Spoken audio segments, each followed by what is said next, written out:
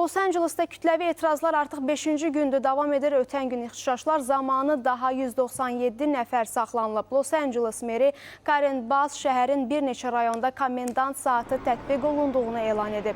Bu addım ABŞ prezidenti Donald Trump'ın miqrasiya reydlərinə qarşı keçirilən etirazlar fonunda baş verən talan və vandallığın qarşısını almaq məqsədi daşıyır.